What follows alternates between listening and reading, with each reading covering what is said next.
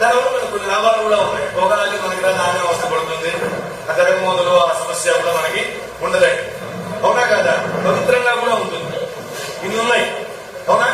అందువల్ల ఈ శైనశాలలో నుంచి ఆయన మెల్లిగా భోజనశాలలోకి వచ్చాడు. ఎవరు? ఆంజనేయ స్వామి. వచ్చేటప్పటికి వీళ్ళు రాక్షసులు కాబట్టి అక్కడ రకరకములైనటువంటి పదార్థాలు ఉన్నాయి. అన్ని మాంసములే, రకరకాల మాంసాలు. సరే, అలాంటి వాటిని మనం విపులంగా విస్తారంగా చెప్పుకోవాల్సిన అవసరం లేదు. అవన్నీ కూడా ఉన్నాయి. అలాగే రకరకాల మధ్య పదార్థాలు ఉన్నాయి. ఆయన చూశాడు. ఆయన చూస్తే అందులో చాలా విలక్షణంగా ఉన్నాయండి. ఎలాగంటే కొన్నేమో మొత్తం కానీ గ్లాసులు కానీ కంచాలు కానీ పాత్రలు కానీ కొన్ని సగం ఖాళీగా ఉన్నాయి. కొన్ని కొంత మాత్రమే తీసుకున్నారు, తినలేదండి. అంటే ఏమిటి? వీళ్ళలో చాలా మంది శుభ్రంగా తిన్నా, కొంతమంది మాత్రం తిండి విషయంలో అశ్రద్ధ వహిస్తున్నారు. ఇది పనికిరాదు.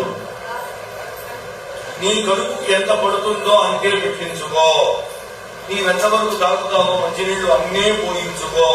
అంతేగాని ఆపగా ఆశగా ఇంకా పెట్టని పారేయద్దు.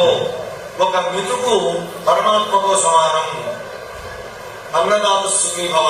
అన్నదాత సుఖంగా ఉండాలి. పరమాత్మే కాదండి, మనకు అన్నం పెట్టిన రైతు సుఖంగా ఉండాలి. ఆయన లేకపోతే మన బతికే ఉంటుంది. సుఖంగా కూర్చొని మీరు వినడానికి లేదు, సుఖంగా కూర్చొని నేను చెప్పడానికి లేదు. జై జవాన్ జై కిసాన్ అన్నారండి. కాదు, జై కిసాన్ జై జవాన్ అన్నాం. వాడికి కూడా అంత అన్నమ్మతో పెట్టేది రైతేనండి. ఎంతమంది రైతుని గౌరవిస్తున్నామండి? రైతు 10 రూపాయలు ఇవ్వగలుగుతున్నామండి? వాడు కష్టపడి ఏడుస్తుంది, వాడి కన్నీరు చూస్తున్నామండి. ఆలోచించండి. ఒక జవాన్ పోతే అతనికి చాలా ప్రభుత్వం రాజ్యాలతో చేస్తున్నారు, వాళ్ళకి ఉద్యోగాలు ఇస్తున్నారు. కానీ ఒక రైతు కనుక చనిపోతే ఎవడు బట్టి పడుతున్నాడు. అందువల్ల రైతు చాలా ముఖ్యం. అన్నదాత, అన్నాన్ని మనకు పెట్టేటువంటి మహానుభావులు కాబట్టి ప్రతి మెతుకు చాలా అవసరమండి. అంటే అన్నాన్ని ప్రతి కణాన్ని కూడా మనం దైవ సమానంగా స్వీకరించాలి. ఇది బాగా గుర్తుపెట్టుకోవాలి. పిల్లలకు చెప్పాలండి. అధునాతన యువతరానికి తెలియదు.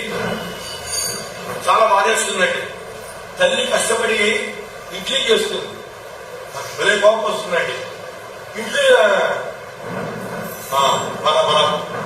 నాన్న ఉప్మా చేశాను, నేను తిన్నాను కాబట్టి అమ్మ చేతి నుంచి వచ్చిన చట్టంగా ముద్దైన అమృతంతో సమానం. ఇది ఎప్పటికీ తెలుసుకుంటారు ఇప్పటి కురవాళ్ళు, పిల్లలు. మనమందరం ఇళ్లలో ఫుట్బాల్ తిని ఇడ్లీ తిని పెరగలేదండి. చద్దన్నం పెడితే అమ్మంతా అంత ఆవకాయ బగ్గేసుకుని పెరిగేసుకుని హాయికి తిరిగిపోయాం. మనం చాలా బెటర్ ఇప్పుడు వాళ్ళ ఆరోగ్యాలు. తప్పడం తెల్ల ఎప్పుడో శనివారమో ఎప్పుడో ఇడ్లీ పెట్టేవాళ్ళు మా అందరికీ చాలా పండగ. ఆ వారి వాళ్ళు పట్టుకొట్టేవారు, అది వేరే విషయం. అవునా కదా? అందుకని అన్నం విషయంలో చాలా జాగ్రత్తగా ఉండాలి.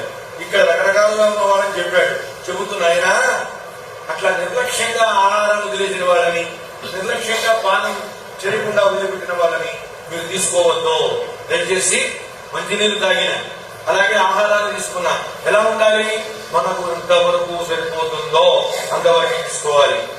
జలాన్ని నిర్లక్ష్యం చేయకండి, ఆహారాన్ని నిర్లక్ష్యం చేయకండి, ఆహార ప్రదాతను నిర్లక్ష్యం చేయకండి. ఈ మూడు మనకి సూచించాడు. ఎవరు? మనకి వాల్మీకి మహర్షి. నైపుణ్యం వర్ణిస్తూ వెళ్ళిపోతాడు. ఆ వర్ణనలో ఉన్నటువంటి విశేషం ఏమిటో మనం తెలుసుకోవాలి. ఎందుకంటే ప్రయోజనం ఏముందండి? ఆయన చూసాడు వెళ్ళాడండి, ఆయన చూసింది మనకేమి ప్రయోజనం ఇప్పుడు ఎందుకు? అందువల్ల అయిందండి. అయిన తర్వాత నేను ఓ సందేహం లేదు. ఇంతమందిని చూశాను కదా నేను, పైగా ఆడవాళ్ళందరూ పడుకుని నిద్రపోతున్నాను. నిద్రపోతున్నటువంటి ఆడవాళ్లను అసలు చూడకూడదు. చూడకూడదండి. ఎందుకు? వాళ్ళు చాలా ధైర్యంగా ఆడమని నిద్రపోతూ ఉంటారు. ఆ నిద్రపోతున్నటువంటి తరుణంలో కొన్ని సందర్భాలలో వస్త్రము స్థానభ్రంశం అయ్యే ప్రమాదం ఉంది. నీవు అటు కనుక చూసినట్లయితే నీలో వికారములు కలిగే ప్రమాదం ఉంది. తద్వారా ఆమెకు నీ వలన హాని జరిగే ప్రమాదం ఉంది. అందుకని ఏం చెబుతున్నారు? నిద్రపోతున్న స్త్రీని చూడద్దు. పడుకున్న అయితే వెళ్ళిపోతామండి అంతే. అంతేకాని వెళ్ళి టపటపా తలుపులు బాధి పిచ్చి ప్రవర్తనలు చేయకూడదు. కానీ ఆంజనేయ స్వామి బాధపడుతూ ఆలోచిస్తున్నాడండి. ఎవరో తెలుసా?